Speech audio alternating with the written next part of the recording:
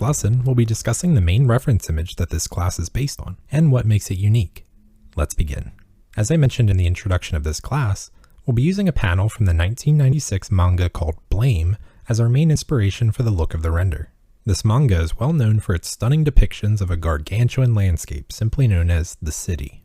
I'll spare you the complete synopsis of the manga, but the absolute basics of the story is humanity used to control machines to build the city for their needs. They lost their control over these machines thousands of years ago, and now the machines continued to build the city without any input from humans. The humans are actually considered invaders by the machines, and now live in fear of them.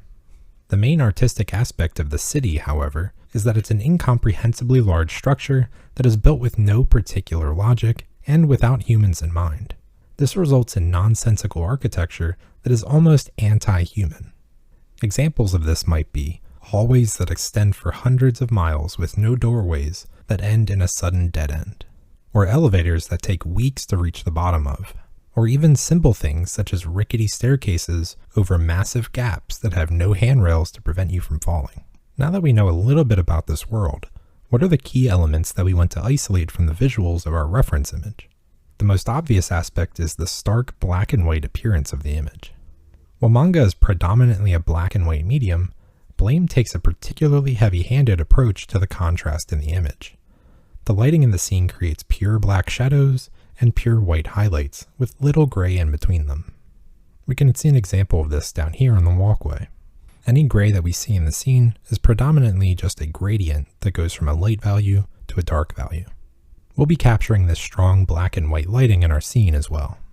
Next, we'll see that the environment fades into darkness as the walls extend into the distance. This can be accomplished with lighting, however we'll be using a Z-depth pass later on to get this effect. The walls have cracks and streaks along them and are generally covered in huge amounts of wear and tear as the city ages through the years. The material that we'll be creating for our scene will capture a lot of these details, but we'll also be using grease pencil to add even more detail and accentuate the ones that are already there. This reference image also features countless broken wires and cables spanning the chasm. While we won't have quite as many wires in our render, we'll still add a bunch of wires by drawing them directly into the world using grease pencil.